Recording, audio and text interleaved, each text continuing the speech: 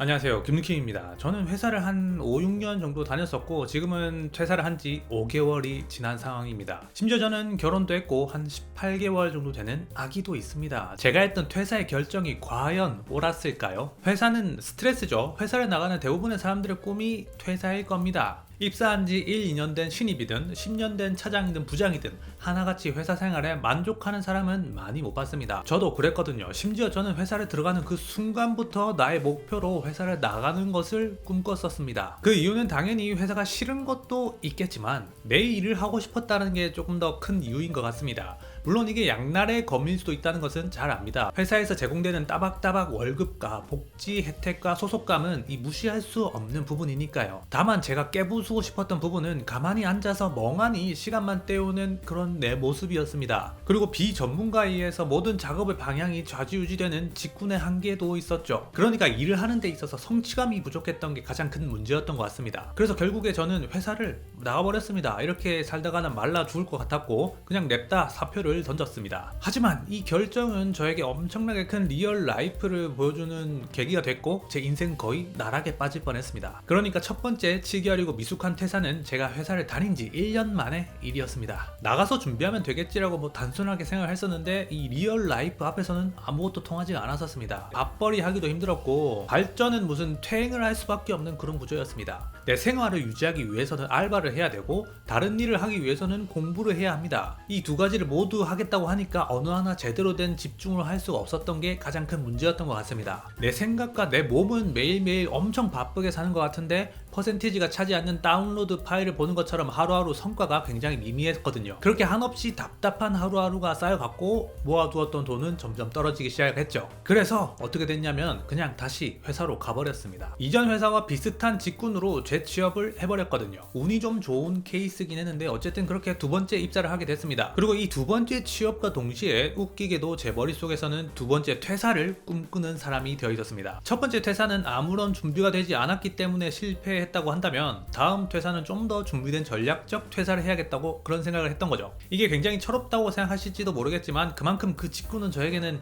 굉장히 만든 일이 아니었다는 겁니다. 그래서 완벽한 퇴사를 준비하기 위해서 장장 한 5년 정도의 시간이 걸렸던 것 같습니다. 회사에 적응을 하면서 틈틈이 다른 일을 자꾸 연구를 했었습니다. 회사에는 딱 욕먹지 않을 만큼만 했던 것 같아요. 잘하지도 않았고 그렇다고 너무 못해서 욕먹지도 않는 딱 그 정도 수준을 유지했습니다. 그리고 남는 시간은 다른 일을 했던 거죠. 다녔던 회사 입장에서도 기계처럼 일하고 시간 맞춰서 일을 끝내주는 톱니바퀴가 필요했던 거니까 거기 얼추 들어맞았다고 생각합니다. 어쨌든 이 준비 기간만 거의 5년 가까이 걸렸거든요. 회사 점심시간이나 회사 당직 야근 때 그리고 주말 하루는 반드시 나의 다른 일을 위해서 시간을 썼습니다. 이 5년의 타임라인을 조금 들여다본다면 이런저런 나에게 맞는 일을 찾는 데만 한 1년 정도가 걸렸거든요. 온라인 쇼핑몰 같은 것도 해보고 여기저기 돈 버는 강의 같은 것들을 많이 들으러 다녔었습니다. 이게 오히려 처음에는 강의 비용도 많이 들고 수익이 거의 없었기 때문에 마이너스의 상태를 유지했었습니다. 그 와중에 유튜브를 시작을 했고 처음에는 제가 브이로그 채널을 만들었었거든요. 온라인 강의를 하면서 한 10개월 정도 이 브이로그 채널을 진짜 열심히 했었는데 한 구독자는 한 700명 정도가 끝이었습니다. 심지어 이 채널은 구글에서 제공하는 유료 홍보 영상도 이용을 했었거든요. 홍보 비용만 한 몇십만 원씩 써가면서 광고를 했던 것 같습니다. 제가 솔직히 어떤 일을 했을 때 눈에 띄게 재능이 있는 그런 사람은 아닌 것 같습니다. 남들이 아무렇지 않게 하는 일도 저는 한 두세 번 해야 감이 좀 잡히더라고요.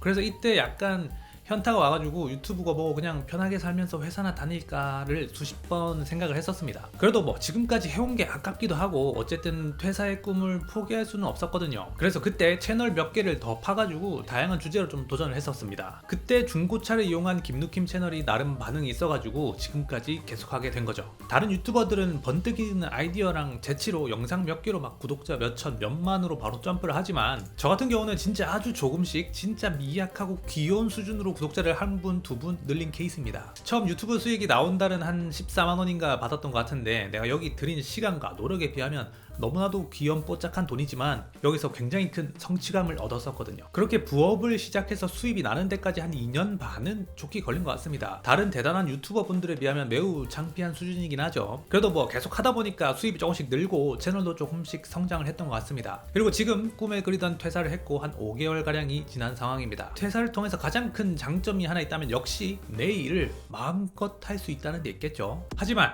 회사를 나오게 되면 역시 장점보다는 단점이 훨씬 많긴 합니다. 일단 내가 아무리 많이 준비했다고 해도 바깥에 나오면 내가 준비했던 그 100%가 한 50% 정도로 쪼그라들게 됩니다. 리얼 라이프는 첫 번째 퇴사에서도 느끼긴 했지만 진짜 강한 존재입니다. 웬만한 레벨과 아이템으로는 이게 상대가 안 된다고 보시면 됩니다. 저도 이번에는 많이 준비를 했다고 생각했지만 내가 생각했던 수익이나 비용들이 상상할 수 없는 변수로 막 달라지더라고요. 예전에 회사에서 제가 기계처럼 맹하게 일하던 걸 지금 그대로 하면 바로 망하는 수준입니다. 그때 알바처럼 했던 서브 잡이 메인 잡이 되려면 그만큼 그 일의 시간도 더 많이 들고 준비물도 더 많고 할 것도 더 많더라고요. 그래서 가장 중요한 건 내가 회사를 나가면 9시부터 6시까지 일할 시간이 더 생기니까 지금의 내 수익이 몇 배는 올라가겠지 라는 생각을 절대 하면 안 된다는 겁니다. 이건 저도 정말 잘못 생각했던 부분이긴 한데 우리가 진짜 회사에서도 솔직히 9 to 6 열심히 일하지는 않지 않습니까? 아침에 출근한다고 치면은 9시에 와서 바로 일을 하는 경우가 있을까요? 그 아침이라 약간 정신이 맹맹하고 졸리기 때문에 집중이 잘 안 되잖아요. 그렇게 점심시간까지 3시간이 있지만 2시간은 뭐 맹하게 있다가 1시간 정도 일을 하는 수준이지 않을까 싶습니다. 물론 더 많이 하시는 분들도 계시겠지만, 그리고 오후 시간이 1시부터 6시까지 5시간이 있지만 또 밥을 먹고 왔으니까 점심이니까 살짝 졸리고 맹하죠. 이 5시간 중에 3시간만 열심히 일해도 당신은 좋은 직원일 겁니다. 어쨌든 강제로 일하게 만드는 회사라는 환경에서도 집중해서 일하기가 힘든데 이게 내 자유로운 내 집이나 내 사무실이라고 더 잘 될까요? 여기에 저처럼 육아도 해야 하는 상황에서는 저녁 시간을 일하는 시간으로 쓰기도 힘듭니다. 왜냐하면 가족과의 소중한 시간을 보낼 수가 없으니까요. 그러니까 내가 회사를 나가면 일하는 시간이 몇 배 늘 거야, 그러니까 그 수익이 몇 배는 늘겠지 라고 생각하시면 안 된다는 겁니다. 다음으로 일단 회사를 나오게 되면 좀 무섭습니다. 공포 영화를 보면 긴장감이 고조될 때 그 배경음이 나오잖아요. 그 서스펜스, 약간 그런 게 매일 조금씩 들려온다고 해야 하나? 약간 그런 게 있습니다.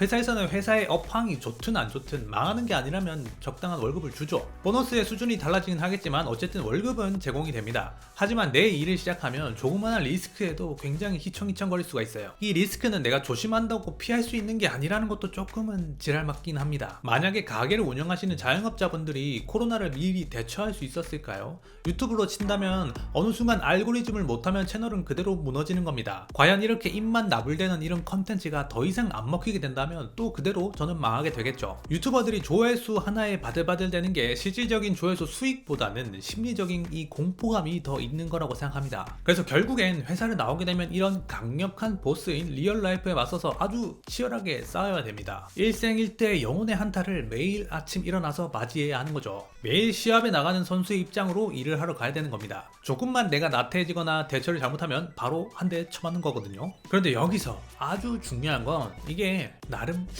재밌다는 데 있습니다. 지금까지 약간 징징거리는 얘기를 했다가 좀 웃기는 표현이긴 한데 원래 싸우는 게 조금 재밌는 거거든요. 심지어는 우리가 게임을 해도 영화를 봐도 항상 무언가와 싸우잖아요.